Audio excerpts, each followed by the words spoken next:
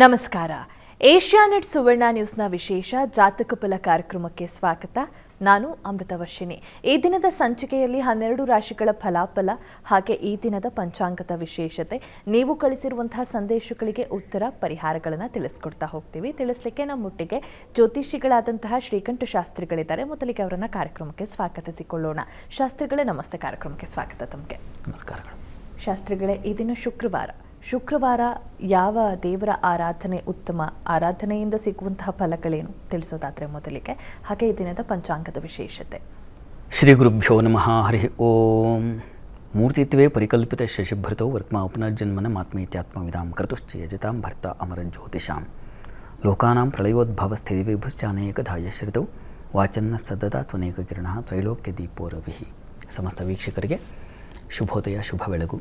ಈ ದಿನದ ಸಂದೇಶಗಳನ್ನು ಪರಿಶೀಲಿಸೋಣ. ತತ್ಪೂರ್ವದಲ್ಲಿ ಹೊತ್ತಿನ ಪಂಚಾಂಗವನ್ನು ಗಮನಿಸಿಕೊಳ್ಳೋಣ. ಶ್ರೀ ಪರಾಭವನಾಮ ಸಂವತ್ಸರ ಉತ್ತರಾಯಣ ಗ್ರೀಷ್ಮ ಋತು ಅಧಿಕ ಜ್ಯೇಷ್ಠ ಮಾಸ ಕೃಷ್ಣ ಪಕ್ಷವಾಗಿದೆ. ಈ ದಿವಸ ಶುಕ್ರವಾರವಾಗಿರತಕ್ಕಂಥದ್ದು, ದ್ವಾದಶಿ ತಿಥಿ ಭರಣಿ ನಕ್ಷತ್ರ. ಈ ದಿವಸ ಶುಕ್ರವಾರವಾಗಿದೆ. ಪ್ರದೋಷವು ಇರತಕ್ಕಂಥದ್ದು ಈ ದಿವಸ. ಈ ಸಂಧ್ಯಾ ಕಾಲದಲ್ಲಿ ಪ್ರದೋಷ ಪೂಜೆಯಲ್ಲಿ ಪಾಲ್ಗೊಳ್ಳುವುದು ತುಂಬ ಮುಖ್ಯ. ಅಷ್ಟೇ ಅಲ್ಲ, ಮನಸ್ಸನ್ನು ಅಲ್ಲಿ ಪಾಲ್ಗೊಳಿಸಬೇಕು. ಬರೀ ಶರೀರ ಇದ್ದರೆ ಸಾಕಾಗಲ್ಲ, ಮನಸ್ಸು, ಕಾಯ ವಾಚ ಮನಸ್ಸ ಅಂತ ತ್ರಿಕರಣಪೂರ್ವಕವಾಗಿ ಇರಬೇಕು ಅಂತಕ್ಕಂಥದ್ದು ನಿರೀಕ್ಷೆ. ಅದು ಶ್ರದ್ಧಾಳು ಒಬ್ಬ ಭಕ್ತನ ಒಂದು ಕರ್ತವ್ಯ. ಪೂಜೆಯ ಅವನು ಇರಬೇಕಾದಂಥ ಸ್ಥಿತಿ ಅನ್ನೋದನ್ನು ಹೇಳುತ್ತೆ. ನೋಡಿ, ನಾವು ಪೂಜೆಗೆ ಸಿದ್ಧತೆ ಮಾಡಿಟ್ಕೊಳ್ತೀವಿ, ಎಲ್ಲ ಪರಿಕರಗಳನ್ನು ಸಿದ್ಧತೆ ಮಾಡಿಟ್ಕೊಳ್ತೀವಿ. ಅವುಗಳೆಲ್ಲ ಯಾವತ್ತು ವಸ್ತುವನ್ನು ತಂದಿದ್ದೀರೋ, ಒಂದು ಹೂವು ಅದರ ಕೆಲಸವನ್ನು ಸಂಪೂರ್ಣವಾಗಿ ಮಾಡ್ತಾಯಿದೆ, ಒಂದು ಗಂಧ ಅದರ ಕೆಲಸವನ್ನು ಮಾಡ್ತಾಯಿದೆ, ಒಂದು ಅಕ್ಷತೆ ಅದರ ಕೆಲಸವನ್ನು ಸಂಪೂರ್ಣವಾಗಿ ಸಮರ್ಪಣೆ ಮಾಡಿಕೊಳ್ತಾ ಇದೆ.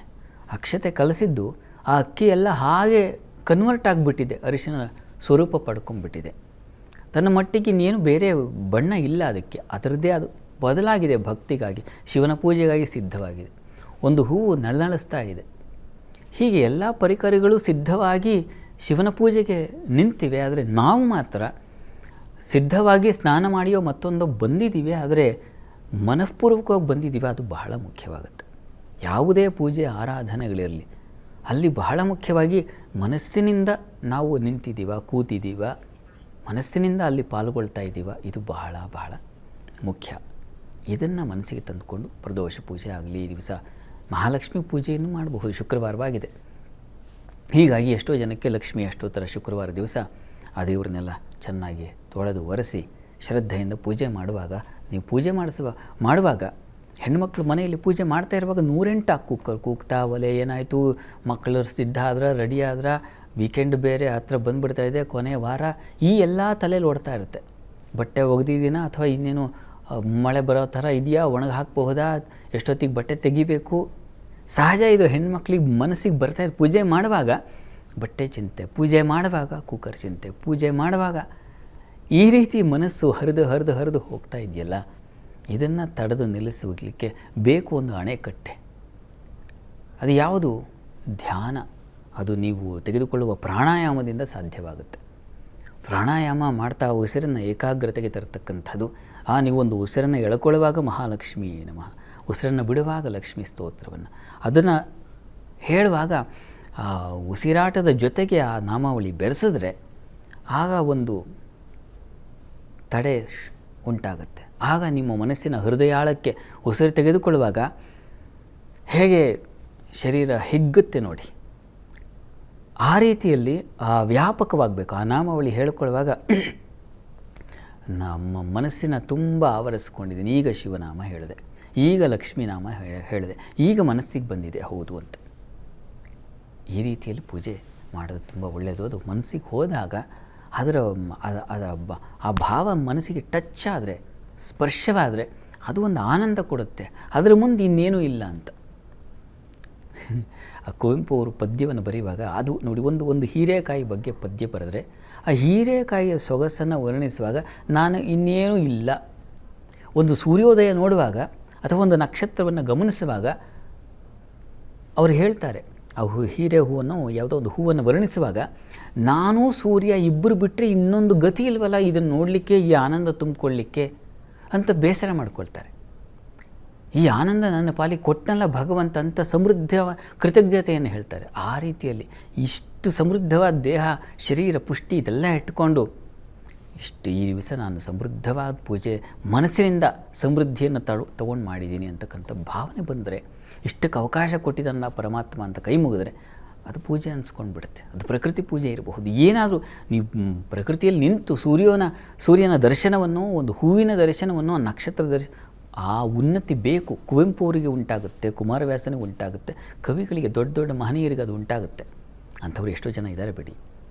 ನಮಗೆ ದೇವ್ರ ಪೂಜೆ ಮಾಡುವಾಗಲೂ ಅವರು ಹೂವಿನಲ್ಲಿ ಕಾಣುವ ಸೌಂದರ್ಯವನ್ನು, ಭಗವಂತನನ್ನು ನಾವು ದೇವ್ರ ಮನೆಯಲ್ಲೂ ಕಾಣಲಿಲ್ಲ ಅಂದರೆ ಹೇಗೆ? ಈ ತಾದಾತ್ಮ್ಯತೆ ಬೇಕು. ಇದನ್ನು ತಂದುಕೊಳ್ಳೋ ಪ್ರಯತ್ನ ಮಾಡೋಣ. ಅದು ಆಗ ನಿಜವಾದ ಪೂಜೆ ಅನ್ನಿಸ್ಕೊಳ್ಳುತ್ತೆ. ಶಾಸ್ತ್ರಿಗಳೇ, ಈ ದಿನದ ವಿಶೇಷತೆಯನ್ನು ತಿಳಿಸ್ಕೊಟ್ರಿ. ಜೊತೆಗೆ ಮನಸ್ಸಿನಲ್ಲಿ ಶ್ರದ್ಧೆ, ಭಕ್ತಿ ಇದ್ದು ಪೂಜೆ ಮಾಡಿದಾಗ ಎಂಥ ಫಲವಾದರೂ ಸಿಕ್ಕತ್ತೆ, ದಕ್ಕಿಸ್ಕೋಬಹುದು ಅನ್ನೋದನ್ನು ಕೂಡ ತಿಳಿಸ್ಕೊಟ್ರಿ. ಸಂದೇಶಗಳತ್ತ ಗಮನ ಹರಿಸೋಣ. ಮೊದಲಿಗೆ ಸುಷ್ಮಾ ಅಂತ ಹರಿಹರದಿಂದ, ಇವರ ಜನ್ಮದಿನಾಂಕ 3ನೇ ತಾರೀಕು 9ನೇ ತಿಂಗಳು 1999, ರಾತ್ರಿ 10 ಗಂಟೆ 15 ನಿಮಿಷ. ಮದುವೆ ಬಗ್ಗೆ ತಿಳಿಸಿ ಅನ್ನೋದು ಇವರ ಪ್ರಶ್ನೆ. ಸುಷ್ಮಾ ಅವರ ಪ್ರಶ್ನೆ, ಅದು ವಿವಾಹಕ್ಕೆ ಸಂಬಂಧಿಸಿದ ಅಲ್ವಾ? ಜಾತಕ ನೋಡೋಣ. ನೋಡಿ, ತಮ್ಮದು ಮೇಷಲಗ್ನವಾಗಿದೆ. ಲಗ್ನದಿಂದ ವಿವಾಹದ ಅಧಿಪತಿ ಶುಕ್ರ ನಿಮ್ಮ ಜಾತಕದಲ್ಲಿ ರಾಹು ಯುಕ್ತನಾಗಿದ್ದಾನೆ. ಅದು ಚತುರ್ಥದಲ್ಲಿ ಇರಲಿ. ಶನಿ ದೃಷ್ಟಿಯೂ ಇದೆ. ಇದು ಸ್ವಲ್ಪ ತೊಡಕು. ನೀಚನಾಗಿರತಕ್ಕಂಥ ಶನೈಶ್ಚರ ಈ ಒಂದು ಸಪ್ತಮ ಸ್ಥಾನವನ್ನು ವೀಕ್ಷಣೆ ಮಾಡ್ತಕ್ಕಂಥದ್ದು. ಅಲ್ಲಿ ಕಲತ್ರಭೆ ಪಾಪ ಯುತೇಥ ದೃಷ್ಟೇ, ಕಲತ್ರ ಸ್ಥಾನಕ್ಕೆ ಪಾಪಗ್ರಹಗಳ ದೃಷ್ಟಿ ಬಿದ್ದರೆ ಅದು ತೊಂದರೆ ಆಗುತ್ತೆ ಅಂತಿದೆ. ಈ ಕಾರಣಕ್ಕಾಗಿ ನೋಡಿ, ಗುರುದಶೆಯಲ್ಲಿ ಈಗ ತಮಗೆ ಶನಿ ಭುಕ್ತಿ ನಡೀತಾ ಇದೆ. ಈಗ ಅನುಕೂಲ ಉಂಟಾಗುತ್ತೆ, ಇಲ್ಲ ಅಂತಲ್ಲ. ಶನೈಶ್ಚರ ಶಾಂತಿ ಬೇಕು. ಶುಕ್ರ ಹಾಗೂ ಶನೈಶ್ಚರ ಶಾಂತಿ ದಯವಿಟ್ಟು ಮಾಡಿಸಿ. ಇದರಿಂದ ನಿಮಗೆ ಸಹಾಯ ಉಂಟಾಗುತ್ತೆ, ಅನುಕೂಲ ಆಗುತ್ತೆ. ಈಗ ಕಾಲ ಅವಕಾಶ ಉಂಟು ಮಾಡಿಕೊಡುತ್ತೆ. ಯೋಚನೆ ಮಾಡಬೇಡಿ, ಒಳ್ಳೆಯದಾಗಲಿ. ಮುಂದಿನ ಪ್ರಶ್ನೆ ಶಾಸ್ತ್ರಿಗಳೇ, ಗಣೇಶ್ ಅಂತ ದಾವಣಗೆರೆಯಿಂದ, ಇವರ ಜನ್ಮ ದಿನಾಂಕ 2ನೇ ತಾರೀಕು 4ನೇ ತಿಂಗಳು 2008 ಸಂಜೆ ಅಥವಾ ಮಧ್ಯಾಹ್ನ 3:45. ಮುಂದಿನ ವಿದ್ಯಾಭ್ಯಾಸಕ್ಕಾಗಿ ಪಶು ವೈದ್ಯಕೀಯ ಅಥವಾ ಆಯುರ್ವೇದದಲ್ಲಿ ಇದೆರಡರಲ್ಲಿ ಯಾವುದನ್ನು ಆಯ್ಕೆ ಮಾಡಬಹುದು ಅನ್ನೋದು ಇವರ ಪ್ರಶ್ನೆ. ಗಣೇಶ್ ಅವರ ಪ್ರಶ್ನೆ, ಅದು ವೈದ್ಯಕೀಯ ಕ್ಷೇತ್ರಕ್ಕೆ ಸಂಬಂಧಿಸಿದೆ. ಯಾವ ಕ್ಷೇತ್ರ ಆಯ್ಕೆ ಮಾಡಿಕೊಳ್ಳಿ? ವೈದ್ಯನ ಅಥವಾ ಆಯುರ್ವೇದ ಕ್ಷೇತ್ರ? ನೋಡಿ, ನಿಮ್ಮ ಜಾತಕವನ್ನು ಪರಿಶೀಲಿಸಿದ್ರೆ ಇದು ನೋಡಿ, ತಮ್ಮದು ಸಿಂಹಲಗ್ನವಾಗಿದೆ. ಲಗ್ನದಿಂದ ಕರ್ಮಾಧಿಪತಿ ಶುಕ್ರ ನಿಮ್ಮ ಜಾತಕದಲ್ಲಿ ಉಚ್ಚ ಸ್ಥಾನದಲ್ಲಿದ್ದಾನೆ. ಆದರೆ ಅದು ಅಷ್ಟಮ ಸ್ಥಾನ. ಇರಲಿ, ಶುಕ್ರನಿಗೆ ಅಷ್ಟಮದಲ್ಲಿ ಒಳ್ಳೆಯ ಫಲ ಹೇಳಿದೆ, ಮೌಢ್ಯದು ಇಲ್ಲ. ನೋಡಿ, ಪಶು ಸಂಬಂಧಿ ತಾವು ಆಯ್ಕೆ ಮಾಡಿಕೊಳ್ಬಹುದು.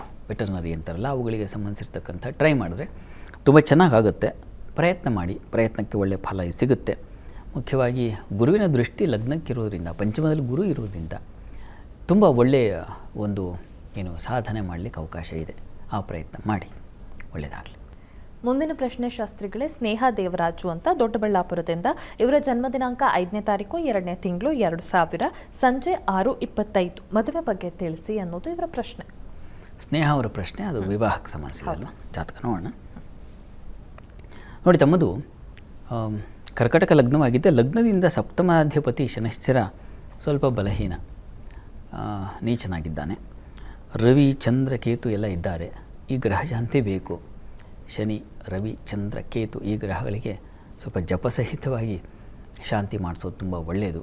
ಒಂದು ಶ್ರದ್ಧೆಯಿಂದ ಒಂದು ವಾರದ ಮಟ್ಟಿಗೆ ಒಂದು ಆರಾಧನೆ ತುಂಬ ಚೆನ್ನಾಗಿ ಅಚ್ಚುಕಟ್ಟಾಗಿ ಜಪಸಹಿತವಾಗಿ ಪ್ರಾರ್ಥನೆ ಆಗಬೇಕು. ಕೆಲವೊಂದು ಸಲ ನಮಗೆ ತುಂಬ ತೀವ್ರವಾದ ಸಮಸ್ಯೆ ಇದ್ದರೆ ಆರೋಗ್ಯದಲ್ಲಿ ಹೇಗೆ ನಾವು ಟ್ರೀಟ್ಮೆಂಟ್ನ ಹಾಸ್ಪಿಟ್ಲಿಗೆ ಹೋಗಿ ಅಡ್ಮಿಟ್ ಆಗಿ ಟ್ರೀಟ್ಮೆಂಟ್ ತಗೊಳ್ತೀವೋ ಆ ರೀತಿಯಲ್ಲಿ ಅಂಥದ್ದೊಂದು ಚಿಕಿತ್ಸೆ ಬೇಕಾಗಿದೆ. ಅದೇ ನಿವಾರಣೆ ಆಗುತ್ತೆ. ಶ್ರದ್ಧೆಯಿಂದ, ಭಕ್ತಿಯಿಂದ ಅನುಸಂಧಾನ ಮಾಡಬೇಕು. ಈ ಗ್ರಹಾರಾಧನೆ ದಯವಿಟ್ಟು ಮಾಡಿ, ಅಲ್ಲಿಂದ ನಿಮಗೆ ಮುಂದಕ್ಕೆ ಅನುಕೂಲ ಆಗುತ್ತೆ. ಪ್ರಸ್ತುತ ಈಗ ನಿಮಗೆ ರಾಹು ಕಳೆದಿದೆ. ರಾಹು ಬೃಹಸ್ಪತಿ ಸಂದೇಶಾಂತಿ ಬೇರೆ ಇತ್ತು ನಿಮಗೆ. ಈಗ ಗುರುದಶೆಯಲ್ಲಿ ಗುರುಭುಕ್ತಿ ನಡೀತಾ ಇದೆ. ಗುರುವಿನ ಕೃಪೆ ಉಂಟಾಗುತ್ತೆ. ತಾವು ಈ ಗ್ರಹ ಶಾಂತಿಯನ್ನು ಮಾಡಿಸಿ, ಒಳ್ಳೆಯದಾಗಲಿ. ಮುಂದಿನ ಪ್ರಶ್ನೆ ಶಾಸ್ತ್ರಿಗಳೇ, ರಮೇಶ್ ಅಂತ ದುಮ್ಮಿ ಹೊಸದುರ್ಗದಿಂದ, ಇವರ ಜನ್ಮ ದಿನಾಂಕ 23ನೇ ತಾರೀಕು 6ನೇ ತಿಂಗಳು 1979 ಮಧ್ಯಾಹ್ನ 12 ಗಂಟೆ. ಉದ್ಯೋಗ ಮತ್ತು ಮನೆ ನಿರ್ಮಾಣದ ಬಗ್ಗೆ ತಿಳಿಸಿ ಅನ್ನೋದು ಪ್ರಶ್ನೆ. ರಮೇಶ್ ಅವರ ಪ್ರಶ್ನೆ, ಉದ್ಯೋಗ ಮತ್ತು ಮನೆ ನಿರ್ಮಾಣದ ಬಗ್ಗೆ ಕೇಳಿದ್ದಾರೆ. ನೋಡಿ, ತಮ್ಮದು ಕನ್ಯಾ ಲಗ್ನವಾಗಿದೆ. ಲಗ್ನದಿಂದ ಕರ್ಮಾಧಿಪತಿ ಬುಧ, ಈ ಚತುರ್ಥ ಗೃಹ ನಿರ್ಮಾಣದ ಅಧಿಪತಿ ಗುರು. ಹೀಗಾಗಿ ಅವರಿಬ್ಬರು ನಿಮಗೆ ಲಾಭದಲ್ಲಿದ್ದಾರೆ. ತುಂಬ ಒಳ್ಳೆಯದಲ್ವ? ಕರ್ಮಾಧಿಪತಿಯೂ ಲಾಭದಲ್ಲಿ, ಗೃಹಾಧಿಪತಿಯೂ ಲಾಭದಲ್ಲಿದ್ದರೆ ವೃತ್ತಿಯೂ ಸಿಗುತ್ತೆ, ಮನೆಯೂ ಅನುಕೂಲ ಆಗುತ್ತೆ. ಆ ಇಬ್ಬರ ಕಾಲ ಬರಬೇಕು. ಪ್ರಸ್ತುತ ನಿಮಗೆ ಶನಿ ದಶೆಯಲ್ಲಿ ಈಗ ಕೇತು ಭುಕ್ತಿ ನಡೀತಾ ಇದೆ. ನೋಡಿ, ಈಗ 2027 ಮೇ ನಂತರದಲ್ಲಿ ನಿಮಗೆ ಅವಕಾಶ ಉಂಟಾಗುತ್ತೆ. ಭಾಗ್ಯಾಧಿಪತಿ ಕಾಲ ಶುರುವಾಗುತ್ತೆ. ಆಗ ಅದೃಷ್ಟದಿಂದ ನಿಮಗೆ ಮನೆ ಕಾಲ ಸರಿ ಹೋಗುತ್ತೆ. ವೃತ್ತಿಯಲ್ಲೂ ಒಂದು ಒಳ್ಳೆಯ ಫಲವನ್ನು ಕಾಣಲಿಕ್ಕೆ ಅವಕಾಶ ಇದೆ. ಈಗ ನಿಮಗೆ ಸ್ವಲ್ಪ ಹಿನ್ನಡೆಯನ್ನು ಸೂಚಿಸ್ತಾ ಇದೆ ಶನಿ, ಮತ್ತು ಈಗ ನಡೀತಾ ಇರತಕ್ಕಂತಹ ಕೇತುವಿನ ಒಂದು ಕಾಲ ನಿಮಗೆ ಮೇವರೆಗೆ ಸ್ವಲ್ಪ ಹಿನ್ನಡೆ ಸೂಚಿಸ್ತಾ ಇದೆ. ಹೀಗಾಗಿ ಹತ್ತಿರದಲ್ಲಿ ಯಾವುದಾದ್ರು ಗಣಪತಿ ಸನ್ನಿಧಾನ ಇದ್ದರೆ ಪ್ರತಿ ಮಂಗಳವಾರ ಗಣಪತಿ ಸನ್ನಿಧಾನಕ್ಕೆ ಹೋಗಿ ಬನ್ನಿ. ಒಂದು ಬೆಲ್ಲ ನೈವೇದ್ಯ ಮಾಡಿಸಿ ಗಣಪತಿಗೆ. ತುಂಬ ಗುಡ ನೈವೇದ್ಯ ಬಹಳ, ಅಥವಾ ಬೆಲ್ಲದ ಅನ್ನವನ್ನು ನೈವೇದ್ಯ ಮಾಡಿಸಿ ಪ್ರಸಾದ ತಗೊಂಡ್ರೂ ಆಗುತ್ತೆ. ಇದನ್ನು ಮಾಡಿ ಸದ್ಯದ ಕಷ್ಟಗಳು ಸ್ವಲ್ಪ ದೂರ ಆಗುತ್ತೆ. ಮುಂದೆ ತುಂಬ ಚೆನ್ನಾಗಿದೆ, ಅನುಕೂಲ ಆಗುತ್ತೆ. ಯೋಚನೆ ಮಾಡೋದು ಬೇಡ, ಒಳ್ಳೆಯದಾಗಲಿ. ಮುಂದಿನ ಪ್ರಶ್ನೆ ಶಾಸ್ತ್ರಿಗಳೇ, ಪ್ರಜ್ವಲ್ ಅಂತ ಮಾಲೂರಿಂದ. ಇವರ ಜನ್ಮ ದಿನಾಂಕ 16ನೇ ತಾರೀಕು 1ನೇ ತಿಂಗಳು 2001 ಸಂಜೆ 6:55ರಿಂದ 7:10 ಸಮಯ. ಮದುವೆ ಬಗ್ಗೆ ಮತ್ತು ಖಾಸಗಿ ಕಂಪನಿಯನ್ನು ಬದಲಾಯಿಸಬಹುದೇ ಅಥವಾ ಸರ್ಕಾರಿ ಕೆಲಸಕ್ಕೆ ಪ್ರಯತ್ನಿಸಬಹುದೇ ಅನ್ನೋದು ಪ್ರಶ್ನೆ. ಪ್ರಜ್ವಲ್ ಅವರ ಪ್ರಶ್ನೆ ಒಂದು ಉದ್ಯೋಗಕ್ಕೆ ಸಂಬಂಧಿಸಿದೆ, ಅದು ಖಾಸಗಿನೋ ಅಥವಾ ಗೌರ್ಮೆಂಟ್ ಜಾಬ್ ಅಂತ. ಮತ್ತೊಂದು ಮದುವೆ, ವಿವಾಹಕ್ಕೆ ಸಂಬಂಧಿಸಿ ನೋಡೋಣ. ನೋಡಿ, ತಮ್ಮದು ಕರ್ಕಟಕ ಲಗ್ನವಾಗಿದೆ. ಕರ್ಮಾಧಿಪತಿ ಕುಜ ನಿಮ್ಮ ಜಾತಕದಲ್ಲಿ ಲಗ್ನಾಧಿಪತಿ ಜೊತೆಗಿದ್ದಾನೆ. ತುಂಬ ಚೆನ್ನಾಗಿದೆ ಇದು. ನೀವು ನೋಡಿ, ಈ ಖಾಸಗಿನೇ ತುಂಬ ಚೆನ್ನಾಗಿದೆ. ಹೆಚ್ಚಿನ ಆದಾಯ ಗಳಿಕೆಗೆ ಅವಕಾಶಗಳು ಮತ್ತು ಒಳ್ಳೆಯ ಮಾನ್ಯತೆ, ಗೌರವ, ಸಂಪಾದನೆಯೂ ತುಂಬ ಚೆನ್ನಾಗಿದೆ. ಹೀಗಾಗಿ ಆತಂಕ ಬೇಡ, ಇದನ್ನೇ ಮುಂದುವರಿಸಿ. ನಂತರ ವಿವಾಹಕ್ಕೆ ಸಂಬಂಧಿಸಿದ ಹಾಗೆ ತಾವು ರವಿ ಮತ್ತು ಬುಧ ಶಾಂತಿ, ವ್ಯಯಾಧಿಪತಿ ಸೇರಿದ್ದಾನೆ. ಹೀಗಾಗಿ ರವಿ ಬುಧ ಶಾಂತಿ ಒಂದು ಬೇಕು, ಅದನ್ನು ಮಾಡಿಸಿದ್ರೆ ತುಂಬ ಒಳ್ಳೆಯದು. ನಿಮಗೆ ಯಾವಾಗ ಅದರ ಅನುಕೂಲ ಉಂಟಾಗುತ್ತೆ ಅಂದರೆ, ಈಗ ತಮಗೆ ಗುರುದಶೆಯಲ್ಲಿ ಬುಧನ ಒಂದು ಕಾಲ ನಡೀತಾ ಇದೆ ನೋಡಿ. 28 ಅಕ್ಟೋಬರ್ ನಂತರದಲ್ಲಿ, 2028 ಅಕ್ಟೋಬರ್ ನಂತರ ವಿವಾಹಕ್ಕೆ ತುಂಬ ಚೆನ್ನಾಗಿದೆ. ಈಗ ಕಾಲ ಇಲ್ಲ ಅಂತಲ್ಲ, ಈಗಲೂ ಚೆನ್ನಾಗಿದೆ.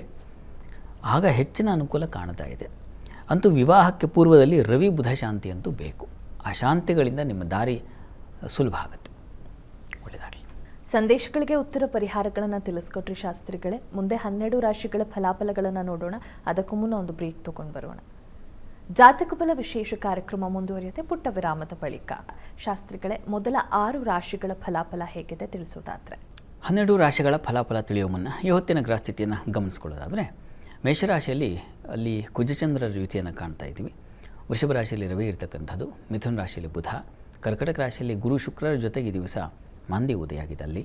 ಇನ್ನು ಕೇತು ಇರತಕ್ಕಂಥದ್ದು ಸಿಂಹರಾಶಿಯಲ್ಲಿ, ರಾಹು ಇರತಕ್ಕಂಥದ್ದು ಕುಂಭರಾಶಿಯಲ್ಲಿ, ಮೀನರಾಶಿಯಲ್ಲಿ ಶನೈಶ್ಚರ. ಹೀಗಿರುವಾಗ 12 ರಾಶಿಗಳ ಫಲಾಫಲ ತಿಳಿತಾ ಹೋಗೋಣ. ಮೊದಲಿಗೆ ಮೇಷರಾಶಿಯವರಿಗೆ ದಿವಸ ಈ ಹೋಟೆಲ್ ಇಂಡಸ್ಟ್ರಿಯಲ್ಲಿ ಇರ್ತಕ್ಕಂಥವ್ರಿಗೆ ತುಂಬ ಚೆನ್ನಾಗಿದೆ. ಆಹಾರ ಸಾಮಗ್ರಿ ಅಥವಾ ಉಗ್ರಾಣಗಳು ಶೇಖರಣೆ ಮಾಡ್ತಕ್ಕಂಥದ್ದು, ಈ ರೀತಿಯಲ್ಲೆಲ್ಲ ಇರ್ತಕ್ಕಂಥವ್ರಿಗೆ ತುಂಬ ಚೆನ್ನಾಗಿದೆ. ಆಟೋಮೊಬೈಲ್ಸು, ಪೆಟ್ರೋಲಿಯಂ ಮುಖ್ಯವಾಗಿ ಆ ಕ್ಷೇತ್ರಗಳಲ್ಲಿರೋರಿಗೆ ಅತ್ಯಧಿಕ ಲಾಭವನ್ನು ಸೂಚಿಸ್ತಾ ಇದೆ. ಕೃಷಿಕರಿಗೆ ಹೆಚ್ಚಿನ ಅನುಕೂಲ ಇದೆ. ಮತ್ತು ಯಂತ್ರೋದ್ಯಮ ಕ್ಷೇತ್ರಗಳಲ್ಲಿರ್ತಕ್ಕಂಥವರಿಗೆ ಲಾಭದಾಯಕವಾಗಿದೆ ಈ ದಿವಸ. ಪ್ರಯಾಣದಲ್ಲಿ ಸ್ವಲ್ಪ ಹುಷಾರು, ಎಚ್ಚರ ವಹಿಸಿ. ಉಳಿದ ಹಾಗೆ ಹೆಚ್ಚಿನ ಚೆನ್ನಾಗಿದೆ. ಹಾಲು ಹೈನು ವ್ಯಾಪಾರಿಗಳಿಗೆಲ್ಲ ತುಂಬ ಚೆನ್ನಾಗಿದೆ. ಪ್ರಾರ್ಥನೆಗೆ ದಿವಸ ಗ್ರಾಮದೇವತಾ ದರ್ಶನ ಮಾಡಿ.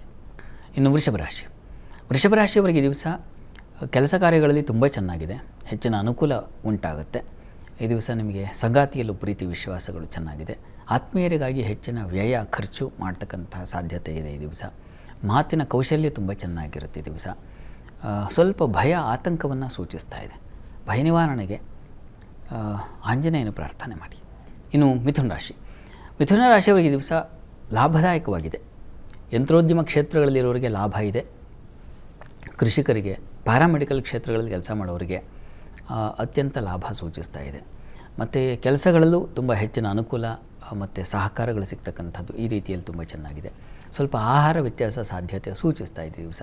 ಮನೆಯಲ್ಲಿ ಸ್ವಲ್ಪ ಏನೋ ಸಣ್ಣ ಘರ್ಷಣೆ, ವಾರ್, ಒಂದು ಸ್ಮಾಲ್ ವಾರ್ ಆ ರೀತಿಯಲ್ಲಿ ಸಾಧ್ಯತೆ ಇದೆ. ಹೀಗಾಗಿ ಸ್ವಲ್ಪ ಹುಷಾರು, ಸಮಾಧಾನವಾಗಿರಿ. ದುರ್ಗಾ ಪೂಜೆ, ದುರ್ಗಾ ಸನ್ನಿಧಾನದಲ್ಲಿ ಅಭಿಷೇಕ ಮಾಡಿಸಿ. ಇನ್ನು ಕರ್ಕಟಕ ಕರ್ಕಟಕ ರಾಶಿಯವರಿಗೆ ದಿವಸ ವೃತ್ತಿಯಲ್ಲಿ ತುಂಬ ಚೆನ್ನಾಗಿದೆ. ಹೊಸ ಅವಕಾಶಗಳು ಸಾಧ್ಯತೆ ಇದೆ. ಇರತಕ್ಕಂಥದ್ರಲ್ಲೇ ಹೆಚ್ಚಿನ ಸಮಾಧಾನವೂ ಸಿಗ್ತಕ್ಕಂಥದ್ದು. ಇರುವ ಕೆಲಸವ ಮಾಡು ಕಿರಿದೆನದೆ ಅಂತಿರಲ್ಲ ಡಿ ವಿ ಜಿಯವರು. ಆ ರೀತಿಯಲ್ಲಿ ಮನಸ್ಸು ಬರುತ್ತೆ ನಿಮಗೆ, ಇದೇ ಒಂದು ಒಳ್ಳೆಯ ಕೆಲಸ ಆಗಿದೆಯಪ್ಪ ಅಂತ ಒಂದು ರಿಯಲೈಸೇಷನ್ ಅಂತೀವಲ್ಲ, ಆ ರೀತಿಯಲ್ಲಿ ಆಗುತ್ತೆ ಈ ದಿವಸ. ಮತ್ತು ಈ ದಿವಸ ನಿಮಗೆ ಲಾಭವೂ ಇದೆ. ರಾಜಕಾರಣಿಗಳಿಗೆ, ಜನನಾಯಕ ಕ್ಷೇತ್ರಗಳಲ್ಲಿ ಕೆಲಸ ಮಾಡ್ತಾ ಇರ್ತಕ್ಕಂಥವ್ರಿಗೆ ತುಂಬ ಚೆನ್ನಾಗಿದೆ. ಸಂಗಾತಿಯಲ್ಲೂ ಸಾಮರಸ್ಯ, ಪ್ರೀತಿ, ವಿಶ್ವಾಸಗಳು ಚೆನ್ನಾಗಿದೆ ಈ ದಿವಸ. ಸಣ್ಣ ಪ್ರಮಾಣದಲ್ಲಿ ಆರೋಗ್ಯ ವ್ಯತ್ಯಾಸ ಸೂಚಿಸ್ತಾ ಇದೆ. ದುರ್ಗಾ ಸನ್ನಿಧಾನದಲ್ಲಿ ಅಭಿಷೇಕ ಮಾಡಿಸಿ, ಅನುಕೂಲ ಆಗುತ್ತೆ. ಸಿಂಹರಾಶಿಯವರು ಈ ದಿವಸ ಕೆಲಸಗಳಲ್ಲಿ ತೊಡಕನ್ನು ಸೂಚಿಸ್ತಾ ಇದೆ. ಈ ದಿವಸ ನಿಮಗೆ ಕಿರಿಕಿರಿ ಆಗಬಹುದು, ಅಥವಾ ಇರತಕ್ಕಂಥ ಕೆಲಸ ಬಿಟ್ಟು ಬೇರೆ ಕೆಲಸ ಹುಡುಕಲ ಅಂತಕ್ಕಂಥ ಒಂದು ಆಲೋಚನೆಗಳು ಬರಬಹುದು. ಆ ರೀತಿಯಲ್ಲಿ ಒಂದು ಸಂದರ್ಭ ಎದುರಾಗುತ್ತೆ. ಉಳಿದಾಗ ಯಾವುದೋ ಒಂದು ಪೂಜೆ, ದೇವಸ್ಥಾನ, ಕ್ಷೇತ್ರ ದರ್ಶನ, ಈ ರೀತಿಯ ಒಂದು ಮನಸ್ಸು ಇದೆ. ಯಾವುದೋ ಒಂದು ಸಂಕಟ ಬಂದಾಗ ತಾನೇ ನಾವು ಹೊರಡ್ತೀವಿ ದೇವಸ್ಥಾನಕ್ಕೆ. ಆ ರೀತಿಯ ಒಂದು ಮನಸ್ಸು ಉಂಟಾಗುತ್ತೆ ಈ ದಿವಸ. ಸಂಕಟದ ಜೊತೆಗೆ ದರ್ಶನ, ಆ ರೀತಿಯಲ್ಲಿದೆ. ಇನ್ನು ಶಿಕ್ಷಣ ಕ್ಷೇತ್ರಗಳಿರೋರಿಗೆ ಲಾಭದಾಯಕವಾಗಿದೆ. ವಿದ್ಯಾರ್ಥಿಗಳಿಗೆ ತುಂಬ ಚೆನ್ನಾಗಿದೆ. ಬರವಣಿಗೆ, ಉಪನ್ಯಾಸ, ಇಂಥ ಕ್ಷೇತ್ರಗಳಲ್ಲಿರೋರಿಗೆ, ಪತ್ರಿಕಾರಂಗದಲ್ಲಿರ್ತಕ್ಕಂಥವ್ರು ತುಂಬ ಚೆನ್ನಾಗಿದೆ. ಈ ದಿವಸ ಪ್ರಾರ್ಥನೆಗೆ ಶಿವನ ಆರಾಧನೆ ಮಾಡಿ. ಇನ್ನು ಕನ್ಯಾ ರಾಶಿಯವರಿಗೆ ಈ ದಿವಸ ಕೆಲಸದಲ್ಲಿ ತುಂಬ ಚೆನ್ನಾಗಿದೆ. ಈ ದಿವಸ ಜಾಣ್ಮೆಯಿಂದ ಕಾರ್ಯ ಸಾಧನೆ, ನಿಮ್ಮ ಪ್ರತಿಭೆಗೆ, ನಿಮ್ಮ ಜಾಣ್ಮೆಗೆ ಪ್ರಶಂಸೆ ಬರುತ್ತೆ. ಮತ್ತು ಈ ದಿವಸ ಸಂಗಾತಿಯಲ್ಲಿ ಸಾಮರಸ್ಯ, ಪ್ರೀತಿ, ವಿಶ್ವಾಸಗಳು ಚೆನ್ನಾಗಿದೆ ಈ ದಿವಸ. ಹೆಣ್ಣುಮಕ್ಕಳಿಗೆ ಸ್ವಲ್ಪ ಮನಸ್ತಾಪ, ಭಿನ್ನಾಭಿಪ್ರಾಯಗಳ ಸಾಧ್ಯತೆ ಸೂಚಿಸ್ತಾ ಇದೆ. ಸ್ವಲ್ಪ ಆ ಬಿಸಿ ತಾಗತ್ತೆ, ಮನಸ್ತಾಪದ ಬಿಸಿ. ತಾಪ ಅಂದ್ರೇ ಬಿಸಿ ಅಲ್ವಾ, ಮನಸ್ಸಿಗೆ ಆಗ್ತಕ್ಕಂಥ ನೋವು, ಬಿಸಿ, ಆ ರೀತಿಯಲ್ಲಿದೆ ಈ ದಿವಸ. ಇನ್ನು ಕುಟುಂಬ ಸೌಖ್ಯ ಚೆನ್ನಾಗಿದೆ, ಸಂಶಯ ಇಲ್ಲ. ಈ ದಿವಸ ಲಾಭವನ್ನು ಕಾಣ್ತೀರಾ. ವಸ್ತ್ರ ವ್ಯಾಪಾರ ಅಥವಾ ಇನ್ನೇನು ಈ ಗಿಫ್ಟ್ ಸೆಂಟರ್ಗಳಲ್ಲಿರ್ತ ಕೆಲಸ ಮಾಡೋರಿಗೆ ತುಂಬ ಲಾಭದಾಯಕವಾಗಿದೆ.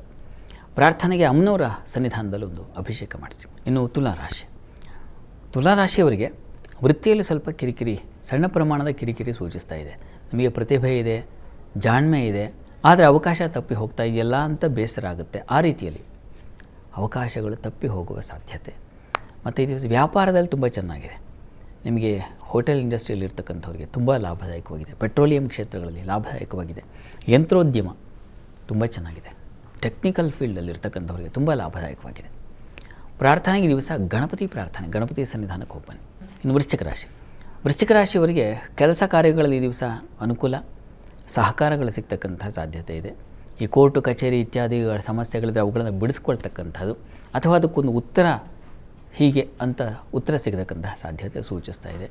ಇನ್ನು ಕುಟುಂಬ ಸೌಖ್ಯ ಚೆನ್ನಾಗಿದೆ. ಹಿರಿಯರಿಂದ ಸಹಾಯ ಸಹಕಾರಗಳು ಚೆನ್ನಾಗಿದೆ. ಹೀಗಾಗಿ ಹೆಚ್ಚಿನ ಪಾಲು ಚೆನ್ನಾಗಿದೆ, ಆತಂಕ ಬೇಡ. ಪ್ರಾರ್ಥನೆಗೆ ದಿವಸ ಈಶ್ವರ ಸನ್ನಿಧಾನಕ್ಕೆ ಹೋಗಿ ಬನ್ನಿ ನೀವು ಕೂಡ. ಇನ್ನು ಧನುರಾಶಿಯವರಿಗೆ ವೃತ್ತಿಯಲ್ಲಿ ತುಂಬ ಚೆನ್ನಾಗಿದೆ ದಿವಸ. ವ್ಯಾಪಾರಿಗಳಿಗೆ ಹೆಚ್ಚಿನ ಅನುಕೂಲ ಇದೆ. ಅದರಲ್ಲೂ ಈ ಸ್ಟೇಷನರಿ ಇತ್ಯಾದಿ, ಈ ಜೆರಾಕ್ಸೋ ಮತ್ತೊಂದು ಇಂತಹ ಕ್ಷೇತ್ರಗಳಲ್ಲಿ ಕೆಲಸ ಮಾಡೋರಿಗೆ ತುಂಬ ಚೆನ್ನಾಗಿದೆ. ಮತ್ತು ಈ ದಿವಸ ನಿಮಗೆ ಬಂಧುಗಳ, ಮಿತ್ರರ ಸಹಾಯ ಕೂಡ ಚೆನ್ನಾಗಿದೆ. ಸಂಗಾತಿಯಲ್ಲಿ ಪ್ರೀತಿ, ವಿಶ್ವಾಸ, ಆತ್ಮೀಯತೆ ಹೆಚ್ಚಾಗ್ತಕ್ಕಂಥದ್ದು ಸೂಚಿಸ್ತಾ ಇದೆ. ಮಕ್ಕಳ ವಿಚಾರದಲ್ಲೂ ಚೆನ್ನಾಗಿದೆ, ಹೆಚ್ಚಿನ ಪಾಲು ಚೆನ್ನಾಗಿದೆ. ಪ್ರಾರ್ಥನೆಗೆ ದಿವಸ ಕೃಷ್ಣ ಪ್ರಾರ್ಥನೆ ಮಾಡಿ. ಇನ್ನು ಮಕರ ರಾಶಿಯವರಿಗೆ ಈ ದಿವಸ ವೃತ್ತಿಯಲ್ಲಿ ತುಂಬ ಚೆನ್ನಾಗಿದೆ, ಹೆಚ್ಚಿನ ಅನುಕೂಲ ಇದೆ. ಸ್ವಲ್ಪ ಮಟ್ಟಿಗೆ ನಿಮಗೆ ಸಂಗಾತಿಯಲ್ಲಿ ಮನಸ್ತಾಪ, ಭಿನ್ನಾಭಿಪ್ರಾಯಗಳು ಬರಬಹುದು. ಸಣ್ಣ ಪ್ರಮಾಣದಲ್ಲಿ ಆತಂಕ ಬೇಡ. ಗುರು ದೃಷ್ಟಿ ಇದೆ, ಹೀಗಾಗಿ ಯೋಚನೆ ಮಾಡಬೇಡಿ, ನಿವಾರಣೆ ಆಗುತ್ತೆ. ಬಂದ ಕಲಹ ಹಾಗೆ ಕರಗಿ ಹೋಗುತ್ತೆ. ಇನ್ನು ಪ್ರಯಾಣದಲ್ಲಿ ಸೌಖ್ಯತೆ, ಸಮಾಧಾನ ಇದೆ. ಸ್ನೇಹಿತರ ಸಹಾಯ ಇದೆ. ಸ್ನೇಹಿತರ ಜೊತೆಗೆ ಮನರಂಜನೆ, ಶಾಪಿಂಗು, ಮತ್ತೊಂದು ಸ್ವಲ್ಪ ರಜೋಗುಣ ಇರ್ತದೆ. ಖರೀದಿ ಮಾಡಲೇ ಬಿಡಬೇಕು, ತೊಗೊಂಡೇ ಬಿಡಬೇಕು, ಈ ರೀತಿಯ ಒಂದು ಉತ್ಸಾಹದ ಒಂದು ಸಂತೋಷ ಬೆರೆತಿರುತ್ತೆ. ಆ ರೀತಿಯಲ್ಲಿದೆ ಈ ದಿವಸ. ಪ್ರಾರ್ಥನೆಗೆ ಶಿವಶಕ್ತಿಯರನ್ನು ಸ್ಮರಣೆ ಮಾಡಿ. ಇನ್ನು ಕುಂಭರಾಶಿಯವರಿಗೆ ದಿವಸ ಉತ್ಸಾಹ, ಧೈರ್ಯಶಾಲಿತ್ವ, ಪರಾಕ್ರಮಗಳು ಅಂಥದ್ದೊಂದು ಸಾಹಸ ಕಾರ್ಯಗಳನ್ನು ಮಾಡ್ತೀರ. ಇನ್ನು ಬುದ್ಧಿಶಕ್ತಿ ಚೆನ್ನಾಗಿದೆ. ವೃತ್ತಿಯಲ್ಲೂ ಅನುಕೂಲ ಕಾಣ್ತೀರ. ಕುಟುಂಬದಲ್ಲಿ ಹಿರಿಯರ ಸಹಾಯ ಕಾಣ್ತೀರ. ಈ ದಿವಸ ಹೆಚ್ಚಿನ ಪಾಲು ಚೆನ್ನಾಗಿದೆ. ಬುದ್ಧಿ ಚುರುಕಾಗಿರ್ತದೆ.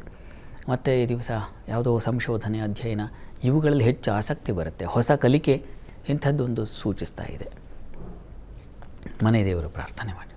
ಇನ್ನು ಮೀನರಾಶಿಯವರಿಗೆ ದಿವಸ ಕೆಲಸಗಳಲ್ಲಿ ಹೆಚ್ಚಿನ ಅನುಕೂಲ ಇದೆ. ಸ್ನೇಹಿತರ, ಬಂಧುಗಳ ಸಹಾಯ, ಸ್ನೇಹಿತರ ಜೊತೆಗೆ ವಿಹಾರ, ಪ್ರಯಾಣ ಮತ್ತು ಅಧ್ಯಯನಕ್ಕಾಗಿ ಪ್ರವಾಸಗಳು ಈ ರೀತಿಯಲ್ಲಿ ಸೂಚಿಸ್ತಾ ಇದೆ ಈ ದಿವಸ. ಮತ್ತು ಕುಟುಂಬ ಸೌಖ್ಯ ಚೆನ್ನಾಗಿದೆ. ಸುಗ್ರಾಸ ಭೋಜನ ಇದೆ.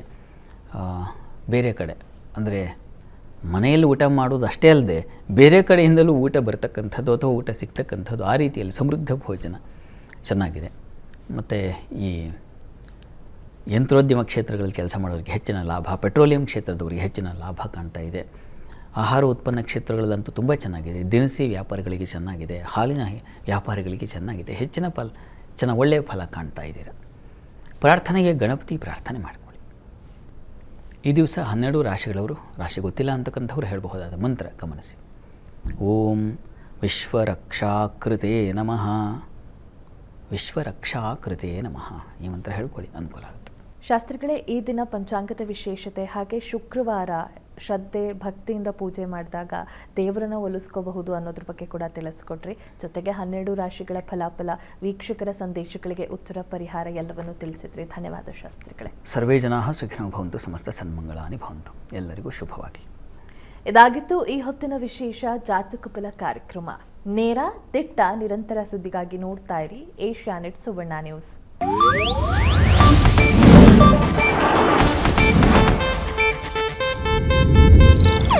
ಇದು ಏಷ್ಯಾನೆಟ್ ನ್ಯೂಸ್ ನೆಟ್ವರ್ಕ್ ಪ್ರಸ್ತುತಿ.